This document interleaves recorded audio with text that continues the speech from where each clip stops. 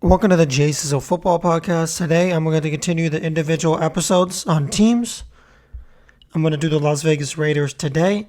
I'm going to go over their schedule, go over their additions and losses during the offseason, and other things like that, like I have been going over with these other teams. So, without further ado, let's get started with the Las Vegas Raiders. So, as you guys know, the Las Vegas Raiders last year, they finished 8-8 on the season. They started the season 2-0 with wins in Carolina and at home against New Orleans. And after those first two games, as myself and a lot of other people thought that this would be a team that would surprisingly maybe make the playoffs and be a sleeper in the playoffs to do some damage. But that didn't end up being the case. They ended up going on a little losing streak. They ended up gaining their track record back towards the middle of the year. And then towards the end of the year, the last couple games, they ended up playing pretty bad, and they ended up losing the majority of their games towards the end of the year, which forced them to finish 8-8 on the season. Derek Carr returns as the starting quarterback. He came off of a season where he threw for over 4,000 yards, 27 touchdowns, and 9 picks. Let's talk about Derek Carr for a little bit. A lot of people think this is Derek Carr's last chance. You know, even though he didn't put up bad numbers last year, he put up good numbers, really, and he's always put up good numbers in his career. A lot of people think this is Derek Carr's last chance just because of the fact that he's never really done a lot with his team in terms of taking them far in the playoffs. I think he's taken them to the playoffs once. I don't even think they got out of the first round. That's when they had Crabtree. And a lot of people think this is Derek Carr's last chance, you know, because the goal when you have a quarterback is for that quarterback to get this team to the promised land or at least get this team in contention, and he's never really got this team in contention. So, listen, it's going to be interesting. I think this is the last chance for Derek Carr. I think he needs to play really, really well this year. I think he needs to throw 30-plus touchdowns. I think they need to have a winning season and at least make the playoffs for them to, you know, continue on with Derek Carr, in my opinion, because it's been a while now. He's been in this organization for a long time now. So, you know, it's at this point, if you're not getting at something out of him that you want at this point, then it's time to move on already. You know, that's the thing. He's going to go into his 9th year, I believe, in the league. So, yeah, I mean, something's got to change here for sure. There's no doubt about that. In my opinion, something has to definitely change. In terms of their running game, we know they have a very strong running game, and they added another good running back in Kenyon Drake. But let's go to Josh Jacobs. Josh Jacobs last year did not play up to par or up to the level that we all thought he would play. But it's crazy because even with him not playing up to the level that he played at, up to the level we thought he would play, he still played incredible. He averaged about 4 on a carry. He ran for 1,065 yards and had 12 incredible touchdowns. The amount of touchdowns he had was incredible. So that was a big thing right there for Josh Jacobs. He's a power running back, right? He uses a lot of his power, and he's got a lot of strength to run guys over. He's not a great catcher out of the backfield, but I know they said he's trying to work on that. But hopefully, when you bring in Kenyon Drake, that's something that will help, right? Hopefully, Josh Jacobs won't be overworked like he was last year. Hopefully, he can just run the ball on first and second, or be like a first and second down back, and then on third down, you bring in Kenyon Drake to sit in the backfield and catch the football. And hopefully, this will really help this Las Vegas Raiders team. I think it will. I think it really will, in my opinion, because I think it will give Jacobs a better chance to not get so tired, and I think it will help the Raiders in terms of having a back that can catch the football in Kenyon Drake. So that will definitely help, no doubt. In terms of your receivers, we know you have Henry Ruggs. Let's talk about Henry Ruggs. Last year was his rookie year. He kind of struggled a little bit. Only had 26 catches for 452 yards and 2 touchdowns. That's a guy that you want to see play better this season. I know last year in his rookie year, he didn't really play up to par, or he didn't play up to the level that a lot of people expected him to play at. So this is the big year for him. A lot of people think he's on the hot seat already because he was drafted so early last year. I don't know. That's a little early to tell if he's on the hot seat or not, but he definitely has to have a much better year this year. He definitely has to go from anywhere in the 700 to 1,000 yard range this season to prove his value that where he was drafted at. Otherwise, if he goes and has the same type of season, then people are going to look and say, hey, how do you even get drafted in the first round? He should have been a 4th or 5th round pick. Because last year he had 26 catches for 452 yards. I already mentioned that. But I'm just going over that for you guys. I'm just going over that again for you guys so you guys can get a vantage point on, a 400-yard receiver is normally a number 3 receiver and number 4 receiver for a team. And he was kind of he was really the number 2 receiver last year alongside Nelson Aguilar. So he really should have honestly had a better season than that. The more you think of it. Yes, I know they have Darren Waller, but he's a tight end. We'll get to him in a second. He does take catches away from Ruggs. But it just seemed like Ruggs wasn't getting open a lot last year. It seems like he wasn't running the right routes. It seems like he wasn't really into it.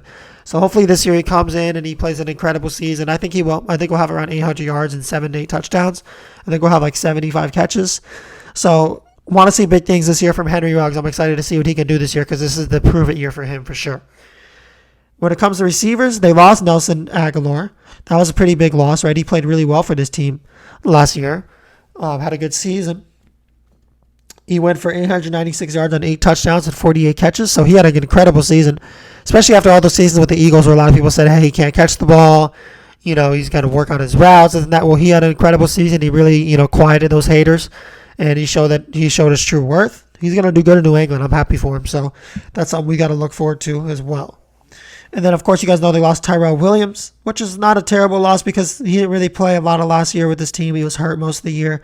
So not a terrible loss. But then that bumps Henry Ruggs up to the number 1 receiver. And then now they bring in a number 2 receiver in John Brown. So John Brown, they brought him in from Buffalo. John Brown had a solid year in Buffalo last year. They bring him in from Buffalo, so he should be their number 2 alongside Henry Ruggs. So it should be interesting to see what John Brown does. John Brown's another guy that has a ton of speed, a ton of end-to-end speed like Henry Ruggs. So that's going to be interesting. They also brought in Willie Snead. I think Willie Snead will probably play as a number 3 receiver. He's got solid hands. He's a pretty decent route runner. He doesn't have a ton of speed, but he's a decent route runner. He's got solid hands. So he should be pretty solid for this team. He should probably go for around 500-600 yards. I think John Brown will go for around 800 yards again. I think he went around for the same last year in Buffalo, maybe a little more, but he'll go for around 800. Ruggs will go for around 800. Yeah, you're going to have a lot of speed on the both ends with Ruggs and John Brown for sure. That receiving core has a lot of speed, no doubt about that. Now on to more things with the offense. On to the offensive line. The biggest loss, I think, of the entire offseason for this Raiders team was Rodney Hudson at the center spot. He was a veteran. He was one of the better centers in the league, and to lose him was not a good thing, right? He held that center spot down. He really helped Derek Carr out a lot. He gave Derek Carr a lot of time to really maneuver and throw the ball around because Derek Carr, he scrambles. Sometimes he doesn't. But when Derek Carr didn't scramble, Rodney Hudson really held it down at that center spot and helped, just helped the offensive line bring in no pressure towards Derek Carr. And Derek Carr had a lot of time to throw the football. If you guys didn't know, this was the highest paid offensive line last year in all of football. They also lost Trent Brown. That's another huge loss for this team. But this was the highest paid offensive line in football last year.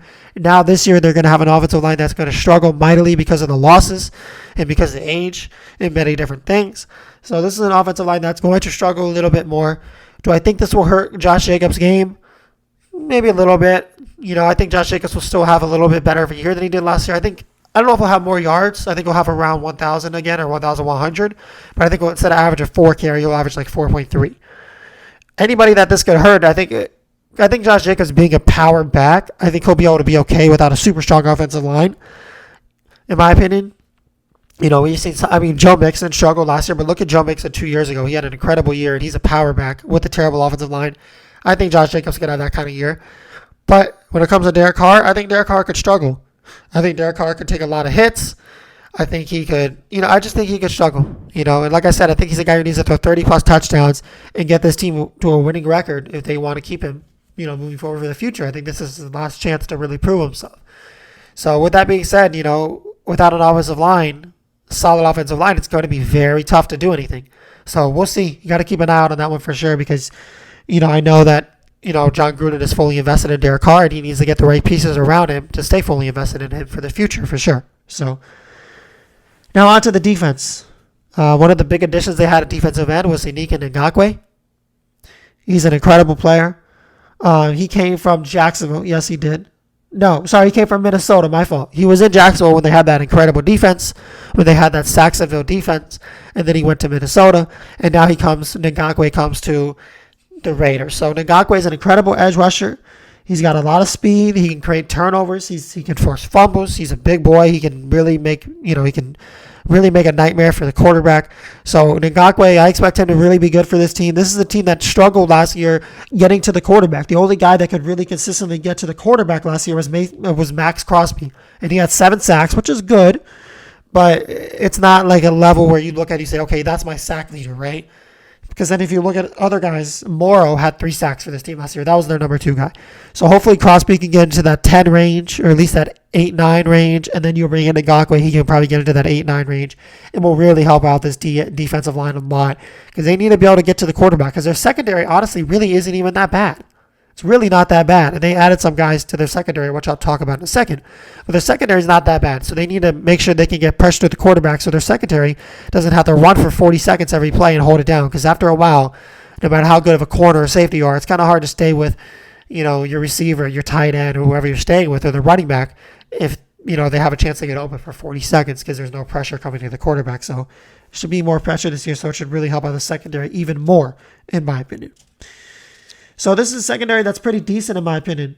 Jonathan Abraham at the safety spot is a hard-hitting safety. This is a big year for him. A lot of people expected a lot for him last year. He didn't really perform up to the level that I think a lot of people would have expected. But he still had a solid year. But this is a big year for him. I think he'll have a huge year in my opinion. I think he'll have an incredible year. I think he'll have a Pro Bowl type year in my opinion. I fully believe in Jonathan Abraham. He just needs to he's an incredible tackler. Right, hard hitter, great tackler, doesn't miss a lot of tackles. He just needs to get a little bit better at coverage, and if he can do that, he'll be a primetime safety in my opinion for sure. You have Damon Arnett at the cornerback spot. He had an injury-plagued season last year as a rookie, but when he was healthy, he looked good. He looked like he was going to be a really good player for this Raiders team. So he's going to be solid at that cornerback spot in my opinion. And I know the Raiders and John Gruden really look forward to what he can do in the future for this team at that corner spot.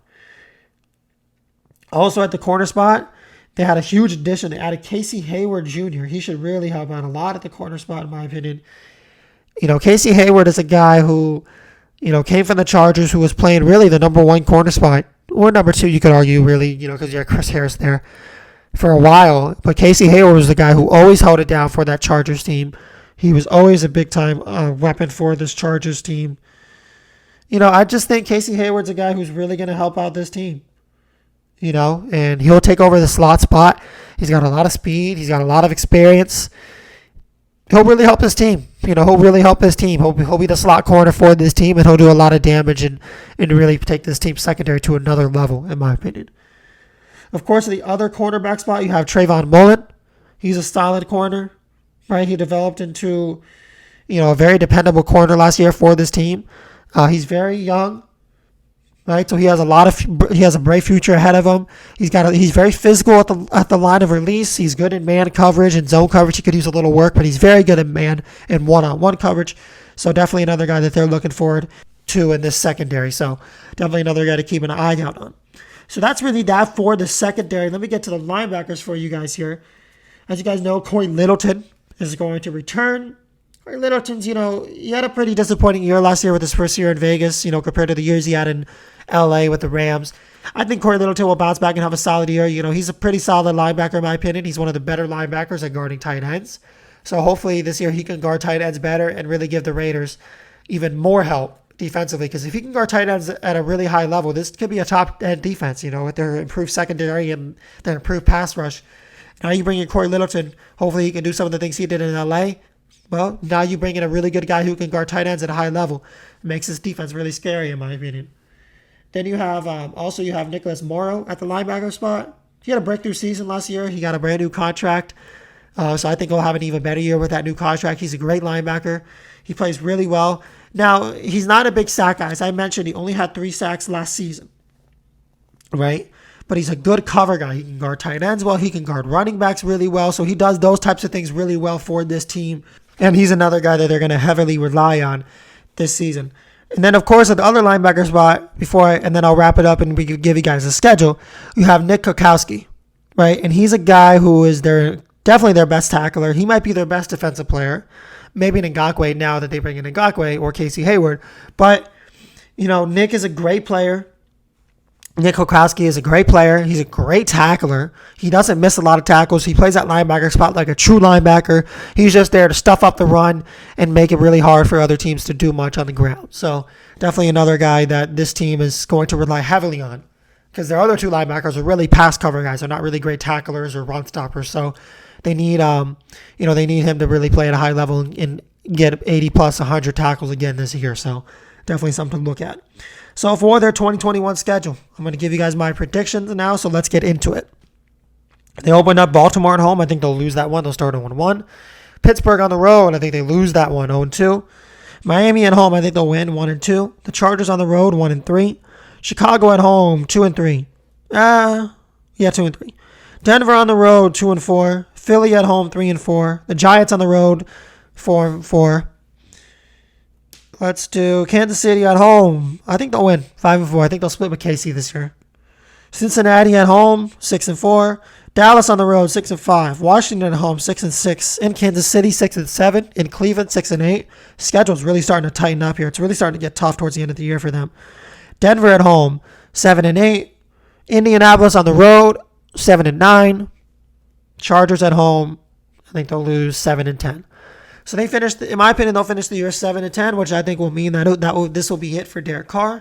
I think they'll find a way to trade him in the offseason. I think his contract still goes through a couple more years. It's a huge contract. I think they'll find a way to trade him, or they definitely won't cut him. No doubt. He's still a pretty solid quarterback, but they'll find a way to trade him or move on from him, whatever they can do, and go ahead and, maybe go into next year and with a backup quarterback, or go into next year with a quarterback that's not so great and win 2 or 3 games, if not less, and then draft a quarterback 2 years from now with the top 3 pick, and then you rebuild from there around him, that new quarterback, Henry Ruggs, Darren Waller, so on, Josh Jacobs, Kenny Drake, and that pretty solid young defense, in my opinion, very underrated, and you move on from there. So I think this will be Derek Carr's last year in a Raiders uniform. I think he'll end up being somewhere else after this season. I think they're just ready to move on. It's been a lot of years. Like I said, he's going into his 9th year. It's been a lot of years, of this team patiently saying, can he be that guy? Can he be that guy? And he really has proven to kind of just be the same quarterback his entire career. A solid quarterback, maybe an 82 overall quarterback his entire career, but not good enough to get you over that hump. Not good enough to get you to compete with teams like Kansas City and Kansas City and Los Angeles. He's not on the level of Mahomes or Herbert. And especially if Denver goes out and gets Deshaun Watson, he's not going to be nearly on them. And that's why I think we'll get Watson. We'll talk about that in another podcast. But he won't be on the level of Watson either. So definitely a guy you want to move on from, in my opinion, if he doesn't have, a good year and they can't get to the playoffs, which I think will end up happening. So, yeah, it's tough. I feel bad because I'm a Derek Carr fan, but I think it's time for them to move on from him if this season ends up the way I think it will. So we'll look at that. That's the biggest thing for this Raiders team. How well can Derek Carr play? If Derek Carr plays at a high level and they make the playoffs, like I said, I think he'll return for the season after. If he doesn't, like I think they will, then I don't think he'll return. I think that will be it for him in a Raiders uniform. So that's going to wrap it up for the podcast today. Make sure you guys go ahead and subscribe to the channel. Go ahead and give this podcast a like. Go check out the Instagram. I've been doing over-under for certain teams on how many games you guys think they're going to win. Been getting a lot of votes on those, so please keep voting on those. I'm going to do one on the Raiders today and multiple other teams today. So please continue to go vote on those. You guys have been really voting on those heavily. I really appreciate that. And everything's been going really well with the podcast. I appreciate everyone's support on the podcast, and make sure you guys have a great day. I hope you enjoyed this podcast.